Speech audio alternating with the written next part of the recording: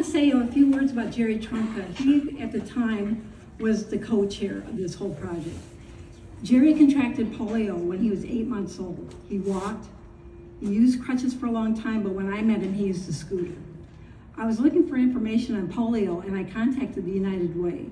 They told me that I needed to talk to Jerry. I called Jerry and told him about Sandy and that what I wanted to do something to honor her and others who had faced polio and other obstacles, seen and unseen. I didn't know that he had polio. We had one conversation and Jerry said, "I'm in." Jerry was a person who woke up every day and found some way to help others, and he fought to eradicate polio. He didn't want to see another child affected by polio. Jerry had a kinship with Sandy. For the next 2 years, we hunted for the right idea. We always sent notes to Sandy's brother and sister, Tim and Bonnie, with the latest news. Dennis Jones sketched out the ideas. You know, there are athletic fields, pools, auditorium, libraries, and parking lots for kids who have a car.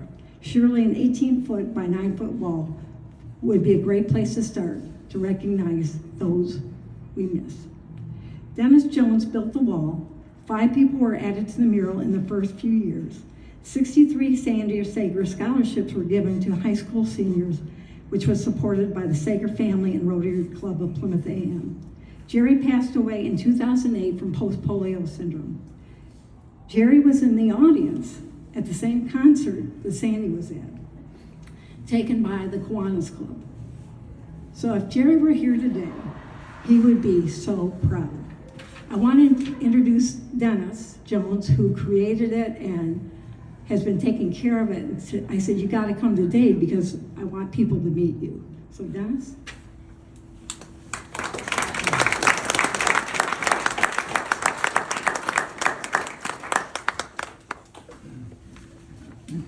What a great turnout today. I didn't expect so many, so thank you for including me in the ceremony, Deb. I really appreciate it. I didn't know Sandra Sagear until I became involved with the design of this wall.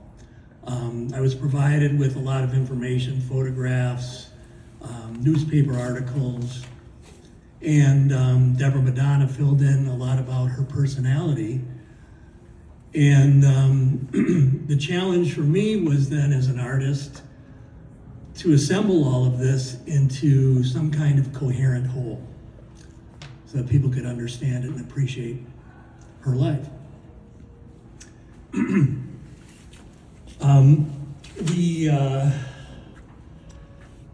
Not only was this to be a fitting tribute to Sandra's life, but it was also to include future names, honorees that were to be eventually added at some point along the way after it was completed.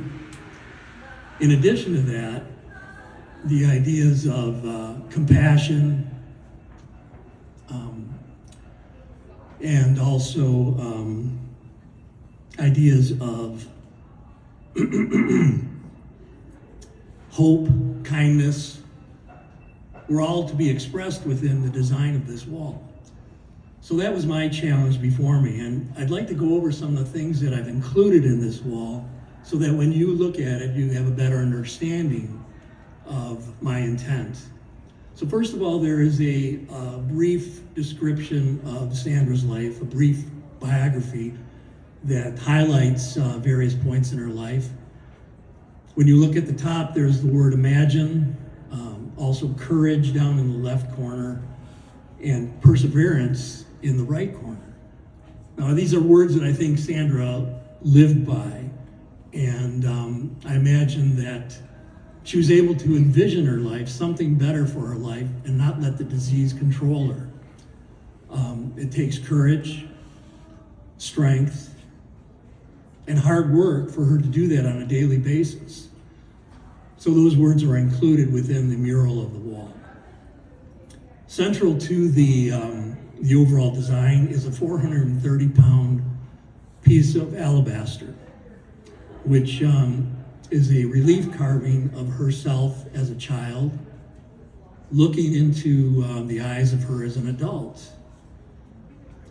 So as I was working on this, I tried to imagine what kind of hopes Sandra would have had as a child. What were her aspirations? What did she want to be in life? And then as an adult, I also imagined Sandra could probably call on something within herself as an adult. Going through all the operations she had gone through and all the struggles she had gone through, I think tends to mature a child quickly. So I imagine those two figures conversing in a way and made them central to the overall design of this memorial wall. Also, there is a lead frame that surrounds the entirety of this wall. The frame was to, lead is a very malleable material. It's very soft, easily worked, and it also has a suggestion of weight and burden to it.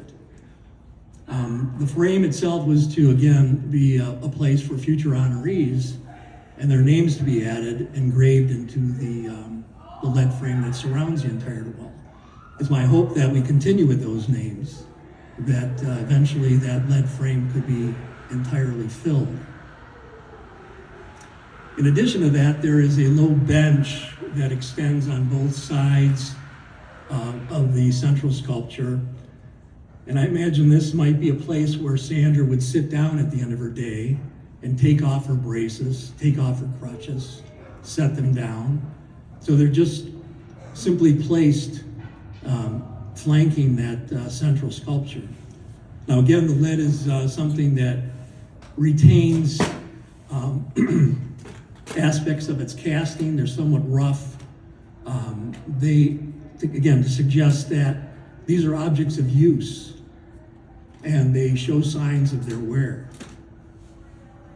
Now the figures that are carved into the wood panel that surrounds the central sculpture are to signify those that may have helped her throughout her life, and family, friends, doctors, bus driver that lifted her onto her bus on a daily basis, teachers, and so on.